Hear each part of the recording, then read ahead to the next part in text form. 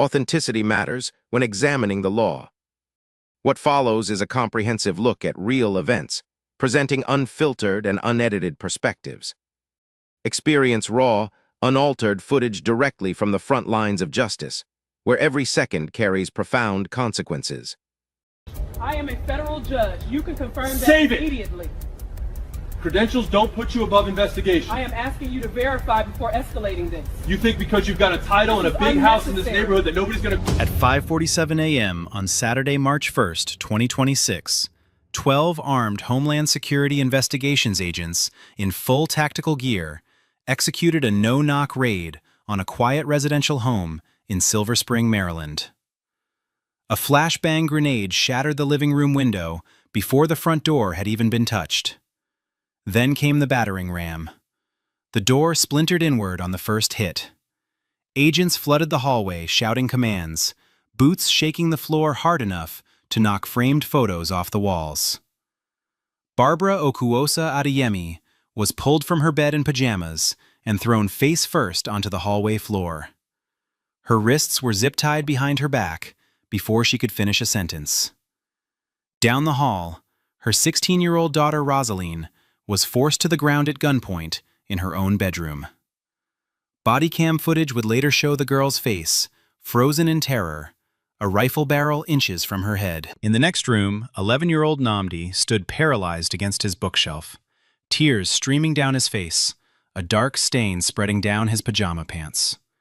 Barbara's voice cut through the chaos, steady despite the pressure on her spine.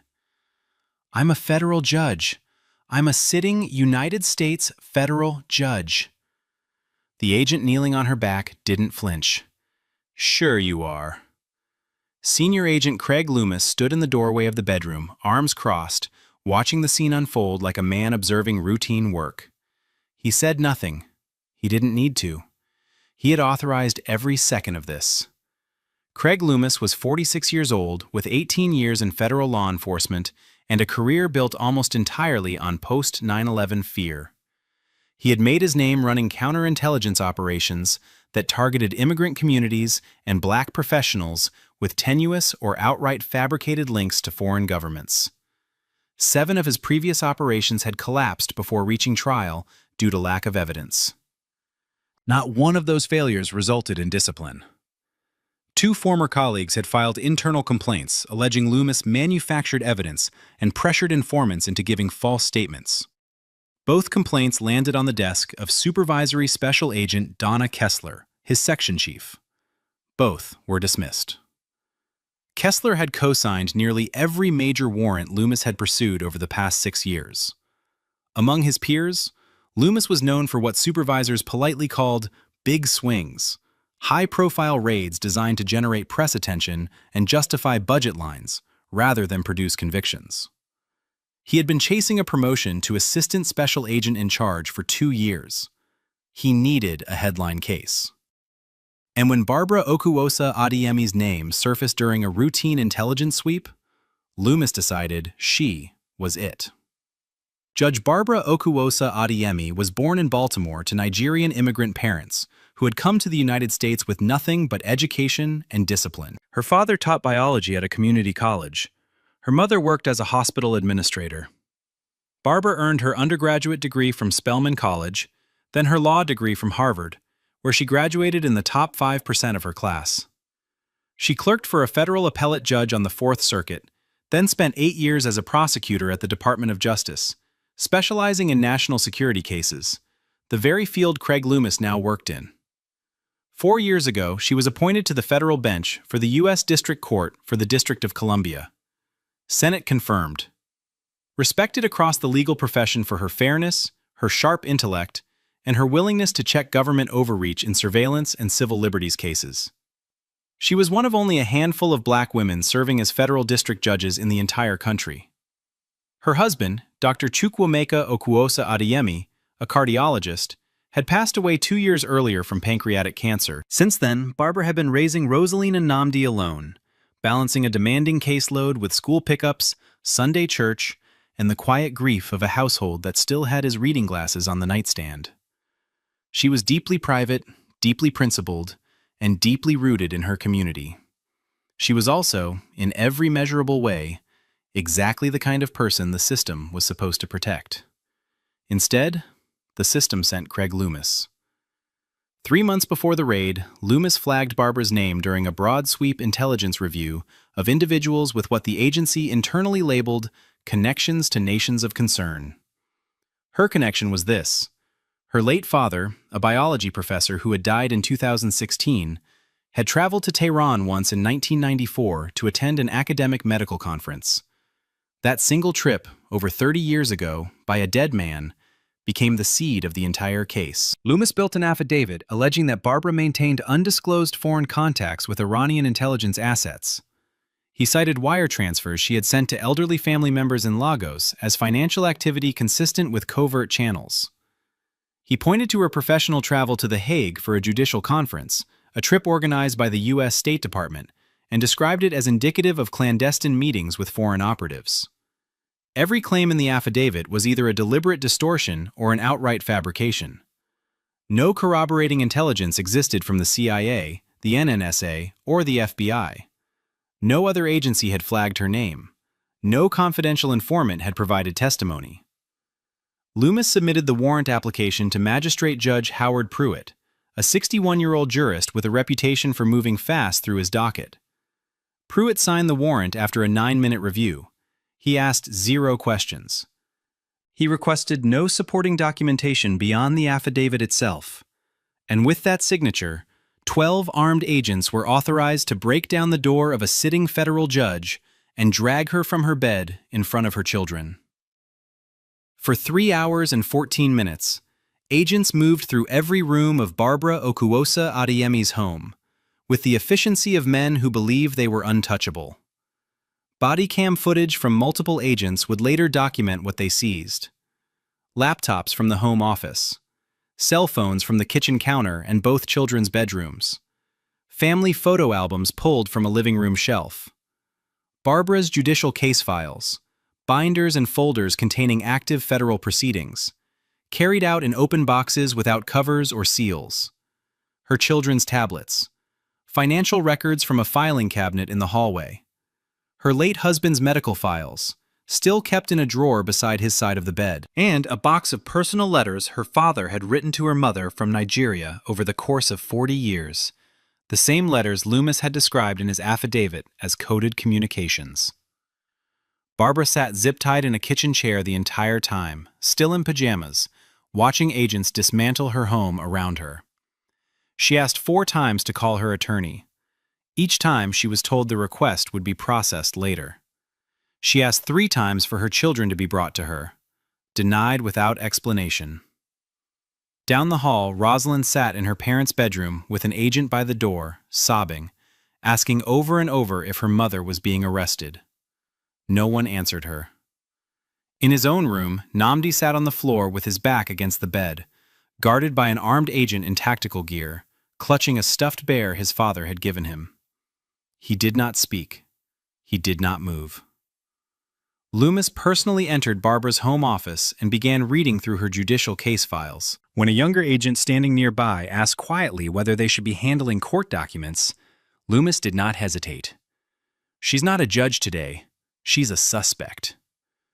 3 minutes after the first flashbang shattered Barbara's living room window, Bill Tavares was standing on his porch across the street in a bathrobe and slippers, phone raised, recording. Tavares was 68 years old, a retired firefighter with 30 years of service and the kind of instinct that told him when something was deeply wrong. He had seen the tactical vehicles pull onto the block at 5:44 a.m. He had watched a dozen agents in helmets and body armor pour out and stack up along the front of the house. And when the grenade went off and the door came down, he pressed record. Over the next 2 hours, his phone captured everything visible from the street. Agents moving in and out carrying boxes, evidence bags clearly containing children's electronics, small tablets and laptops sealed in clear plastic. A moment, 53 minutes into the footage, where an agent walking toward a vehicle held up a framed family photograph and said something to a colleague that made both of them laugh. Tavares caught the moment Rosalind's face appeared briefly in a second-floor window, tears visible even at distance, before an agent pulled the curtain shut from inside. He walked toward the perimeter once and asked an agent what was happening. He was told to return to his residence immediately. He stepped back, but kept recording. He did not go inside. That evening, sitting in his kitchen with the footage still on his phone, Tavares told a reporter something he would repeat in every interview that followed. "I spent 30 years running into burning buildings. I've seen houses raided for drugs. I've seen bad situations. But I have never in my life seen anything like what they did to that woman and those kids. And I knew right then somebody needed to see this." At 9:15 a.m., 3 hours and 28 minutes after the first agent crossed her threshold, Barbara Okuwosa Adeyemi was finally permitted one phone call. She dialed Obiora Nwankwo, her attorney and one of her closest friends, a constitutional law specialist who had known her since their years together at Harvard. Bodycam footage from the agent standing nearest to the kitchen captured the call. Barbara's voice was controlled, measured, almost clinical, the voice of a woman trained to function under pressure. But the camera also captured what her voice did not betray. Tears running down both cheeks, her jaw tight, her zip-tied hands trembling against the kitchen table. "They broke into my house. They terrorized my children. They are calling me an Iranian spy. I need you here now." Nwankwo arrived in 40 minutes. He walked through the damaged front door in a suit, briefcase in hand, and identified himself immediately as counsel for Judge Okuwosa Adeyemi. Loomis, standing in the living room reviewing a stack of seized documents, barely looked up. Nwankwo stepped closer and spoke clearly enough for every body cam in the room to record it. "My client is a sitting United States federal district judge for the District of Columbia. You have seized active judicial case files from her home office. That is an unconstitutional violation of the separation of powers and judicial independence." The room went quiet. Agent Bryce Dillingham, standing near the hallway, looked at Loomis. 2 agents near the front door exchanged a glance. Loomis's expression did not change, but his hand stopped moving over the papers in front of him. "We'll verify that," he said. Nwankwo's response was immediate. "You should have verified it before you put a flashbang through her window." Loomis stepped into the backyard and called his section chief, Supervisory Special Agent Donna Kessler. He kept his voice low. Kessler ran the name through the Federal Judiciary Personnel Database. The confirmation came back in under 2 minutes. Barbara Okuwosa Adeyemi, confirmed sitting judge, United States District Court for the District of Columbia. Appointed by the President of the United States. Senate confirmed. Active caseload of over 60 pending federal cases. The ambient audio from a body cam still recording in the kitchen picked up Kessler's voice through the phone speaker, tight and clipped. "Craig, what have you done?" Loomis said nothing for several seconds. Then he walked back inside and told his team to begin wrapping up. He did not apologize to Barbara. He did not order her zip ties removed immediately. He did not instruct agents to return the judicial case files. Instead, he stepped outside again, pulled out his personal cell phone, and made a second call off Bodycam. No record exists of who he called or what was said. When he returned to the kitchen, he addressed Nwankwo with the flat tone of a man still trying to control a situation that had already left his hands. "The investigation is ongoing. Seized materials will be reviewed and returned if appropriate." Nwankwo was already standing, his briefcase open, a legal pad filled with notes. He looked directly at Loomis, his voice steady and precise. "You have just raided a federal judge's home on fabricated evidence, seized constitutionally protected judicial files, and terrorized her children. This is not going to be reviewed. This is going to be investigated, but not by you." At approximately 10 a.m., more than 4 hours after the raid began, an agent finally cut the zip ties from Barbara Okuwosa Adeyemi's wrists. The plastic had left deep red grooves in her skin. She did not rub them. She stood, walked to the hallway, and asked for her children. Namdi was brought to her first. The 11-year-old crossed the kitchen at a run and wrapped both arms around her waist so tightly she had to brace herself against the counter. He did not let go for nearly 20 minutes. He did not speak. Rosalind came next, led by an agent she refused to look at. She sat down in a kitchen chair, folded her hands in her lap, and stared at the wall. She said nothing. Her eyes were dry and distant in a way that unsettled Nwankwo more than the tears had. The house looked like it had been torn apart by people who did not care what they broke. Furniture was overturned, drawers had been pulled out and emptied onto floors. Closets stood open with clothes dragged from hangers. Her late husband's study, the room she had kept exactly as he left it, had been ransacked, his books pulled from shelves, his desk drawers dumped. In the upstairs hallway, a framed photograph of her parents' wedding lay face down on the carpet. The glass cracked in a long diagonal line. Barbara walked through every room with Nwankwo beside her, documenting the damage with her phone. She did not cry again. Her voice was flat, precise, cataloging each violation like evidence. They took the kids' laptops. They took my case files. They took the letters my father wrote to my mother. By 11 a.m., Nwankwo was on the phone with the chief judge of the D.C. District Court. By noon, the judiciary's administrative office had been formally notified. By 2 p.m., a written complaint had been filed with the Department of Justice, Office of the Inspector General. By evening, 3 United States senators had been quietly briefed by senior judicial officials. The machinery of accountability had begun to move. But inside the house, Nnamdi was still holding on to his mother, and Rosalind had not said a word. On the morning of March 2, 2026, Bill Tavares sent his footage to a reporter at a local television station. He had not slept. By midday, the story was everywhere. Every major outlet ran some version of the same headline, and each one landed harder than the last. Homeland Security raids federal judge's home, calls her Iranian spy. Black federal judge zip-tied in own home during pre-dawn raid.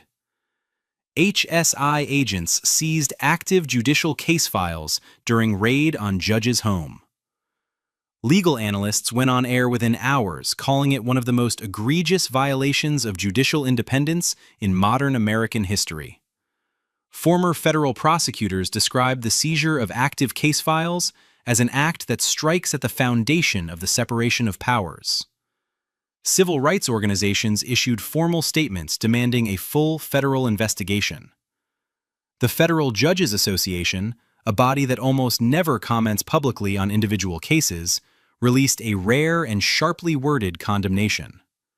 Social media erupted. The Bodycam footage had not yet been released, but Tavares' exterior video was viewed over 4 million times by nightfall. One frame in particular spread faster than any other. Agents in tactical gear carrying labeled evidence boxes down the front steps of the house while, in a second-floor window above them, the face of a child was barely visible behind a curtain, mouth open, crying. That image became the defining picture of the case. By late afternoon, HSI leadership moved.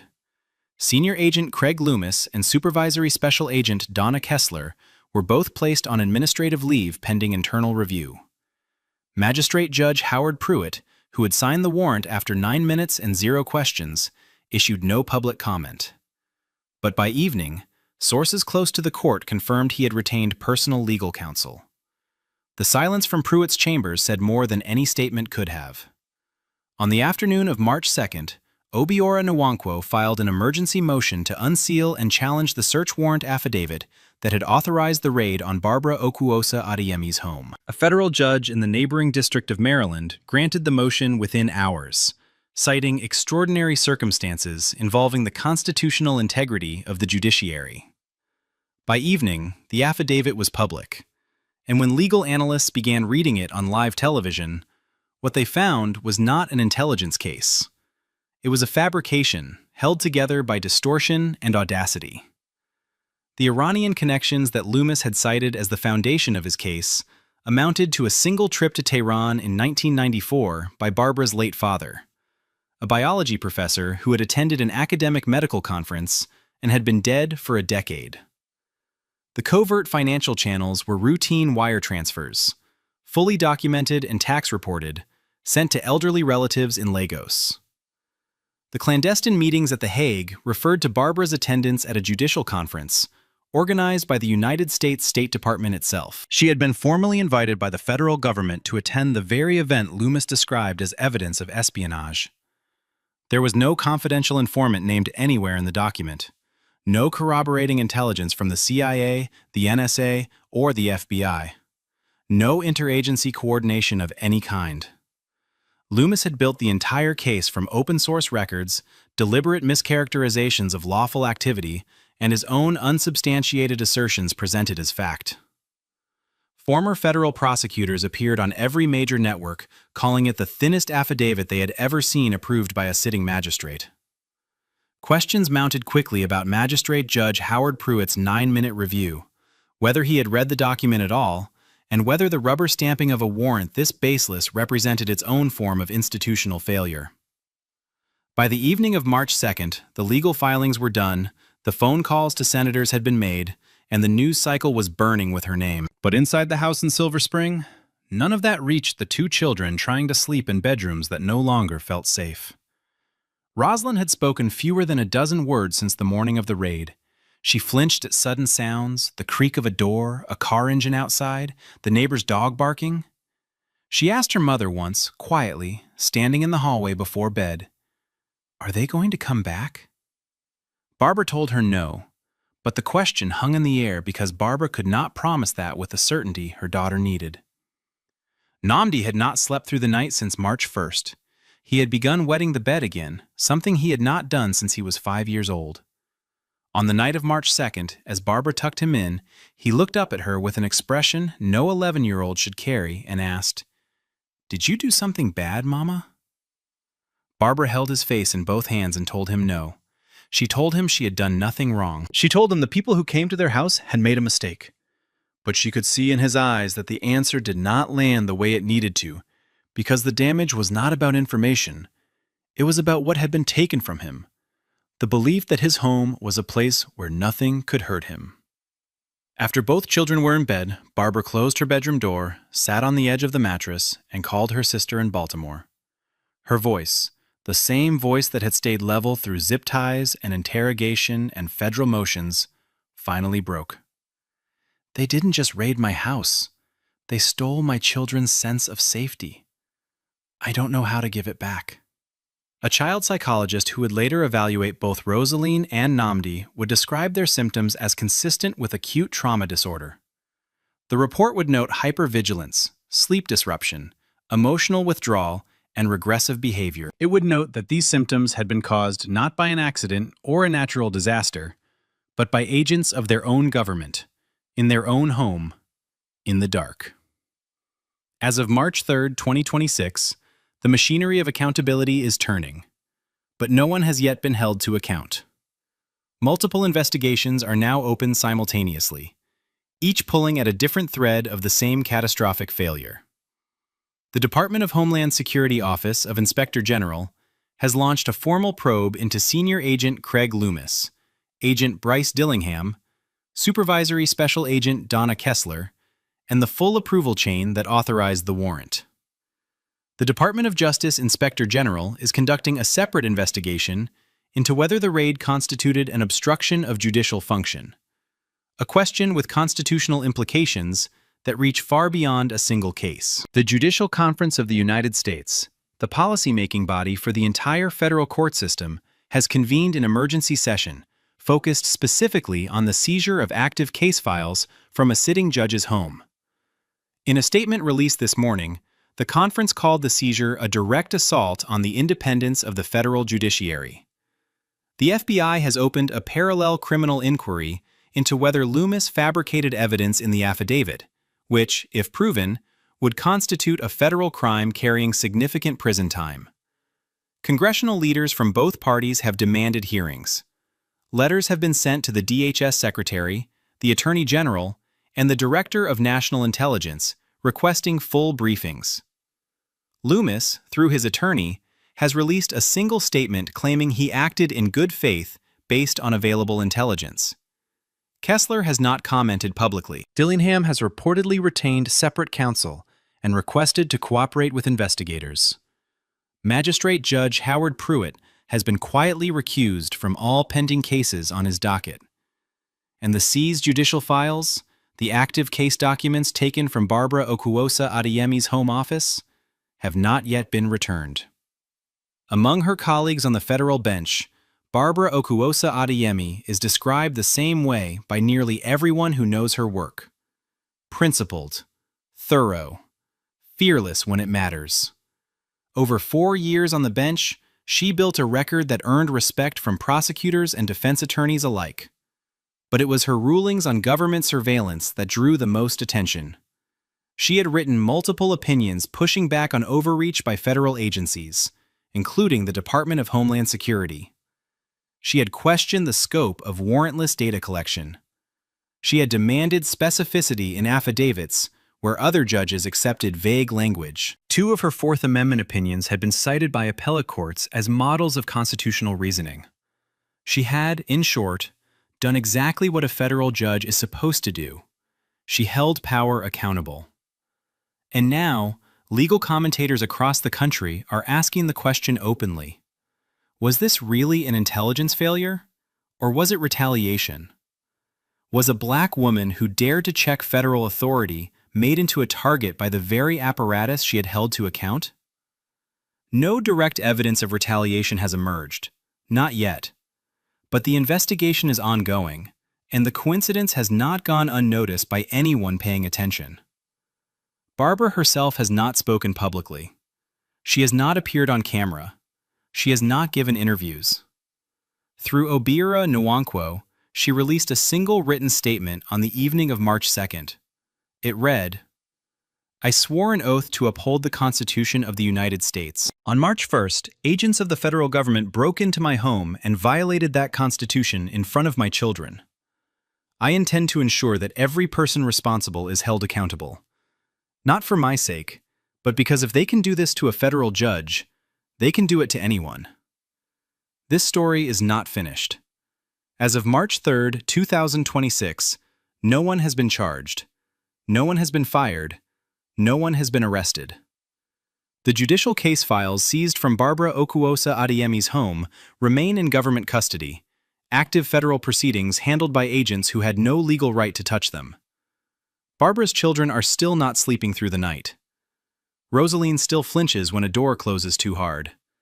Namdi still crawls into his mother's bed before dawn, afraid of the dark in a way he never was before. Craig Loomis is on paid administrative leave, collecting a federal salary from his home, while the woman whose door he broke down tries to explain to an 11-year-old why the people who are supposed to protect them were the ones who came with guns.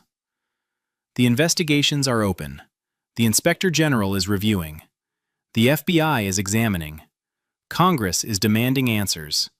But the process is slow, deliberate, and offers no comfort to a family still living in a house with a front door that no longer locks properly, and a living room window still boarded up with plywood where a flashbang grenade came through before sunrise on a Saturday morning. The public is watching. The legal community is watching. Civil rights organizations are watching. And somewhere in a quiet house in Silver Spring, Maryland, a federal judge is sitting on the edge of her daughter's bed, smoothing her hair, telling her it is safe to close her eyes, knowing that she cannot yet prove that is true. This is not a story with a resolution. Not yet. But the cameras were rolling. The Bodycam footage exists. The neighbor's video exists. The affidavit is public. The evidence is preserved. And the people responsible have names, badges, and records that are now under a level of scrutiny they never imagined possible. Because when they planned this raid, when they drafted that warrant, when they threw that grenade and broke down that door, they assumed the woman in pajamas on the hallway floor was no one who mattered. They were wrong. This case was disturbing, but the one on the right ends in a way no one expects. Every story has 2 sides, but the truth remains singular. We are here to hold power to account, letting verified records do the talking. The documents simply do not lie. Thanks for watching and supporting independent media.